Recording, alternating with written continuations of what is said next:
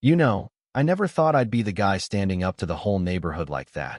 But looking back, it all started with this little patch of land in our backyard right there in Willow Creek, Texas, where we'd moved to escape the city hustle. My name's Mike, just a regular dad with a wife, 2 kids, and a job fixing cars down at the shop. Nothing fancy, but we were happy, or so I thought, until old Mr. Harlan from next door decided our fence was encroaching on his precious rose bushes, yeah, the ones he babed like they were his grandkids. It wasn't just about the fence, though.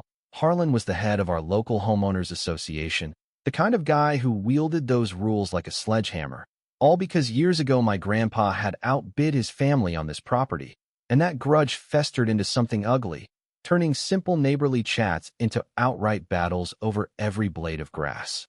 It escalated quick. Harlan started slapping us with violation notices, claiming our kids' swing set was an eyesore that devalued the street.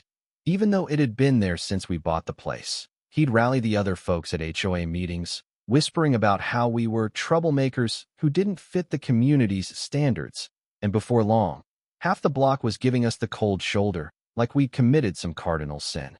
I'd come home exhausted, see those yellow envelopes stuffed in the mailbox, and feel this knot in my gut. Why us, you know? Sarah, my wife, she tried to calm me down, saying, "Mike, just ignore it. It'll blow over." But it didn't. Harlan even threatened fines that could force us to sell if we didn't comply, and deep down, I knew it was personal, his way of settling that old family score, making us pay for something that happened before I was even born. I felt powerless, like no matter what I said, the deck was stacked until one night. Flipping through my Bible out of sheer desperation, I stumbled on this verse in Genesis about dominion, how we were made to have authority over the earth, not cower under bullies like him. It hit me like a thunderclap, reminding me I wasn't just fighting a neighbor, I was forgetting who backed me up. That realization didn't come easy. It built slow, like a storm gathering. I'd always been a believer, sure, went to church on Sundays, but I never really grasped that the words in that book weren't just stories. They were weapons, tools for real-life messes like this.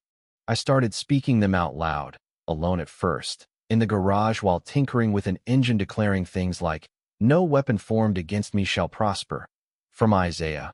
Feeling kinda silly at the start, but then this piece settled in, like invisible allies were listening, waiting for me to give the order.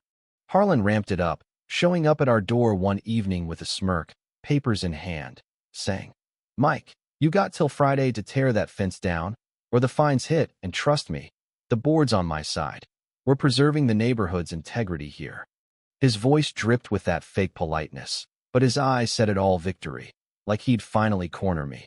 I could have snapped back, yelled about fairness, but instead, I just looked him square and said, calm as could be, "Harlan, I hear you, but I'm standing on something bigger. This land's under protection, and no scheme of yours is gonna uproot us. May peace find you. But this ends now." He laughed it off, called me delusional under his breath as he walked away, but inside, I felt this shift, like I'd dispatched something unseen to handle the heavy lifting. From there, things turned on a dime, almost surreal, like a movie scene where the underdog flips the script.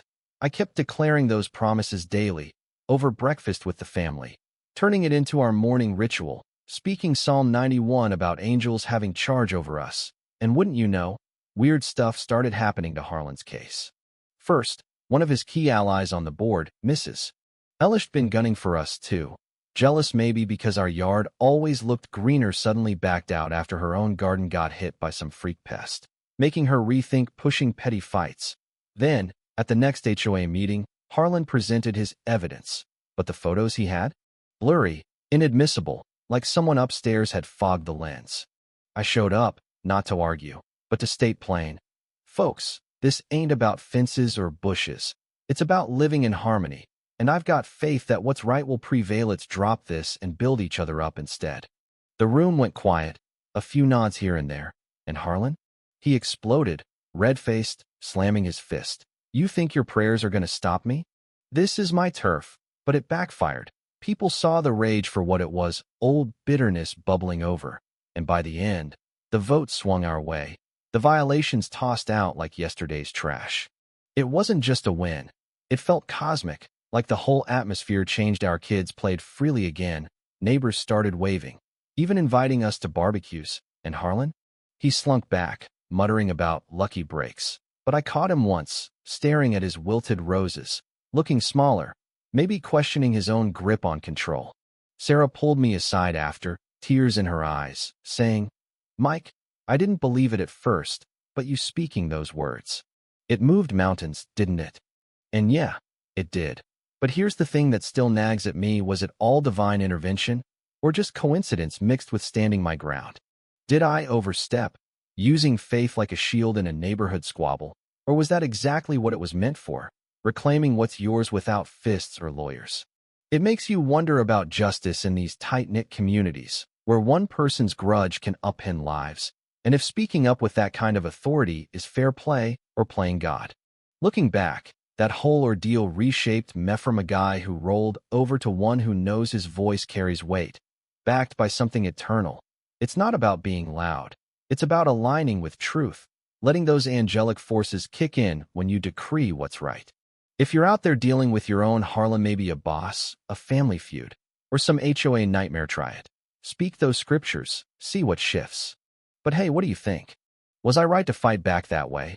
Or should folks just compromise to keep the peace? Drop your thoughts in the comments, share your stories of standing up, or times when community rules went too far. Let's chat about where real authority comes from, and how we navigate these messy human tangles.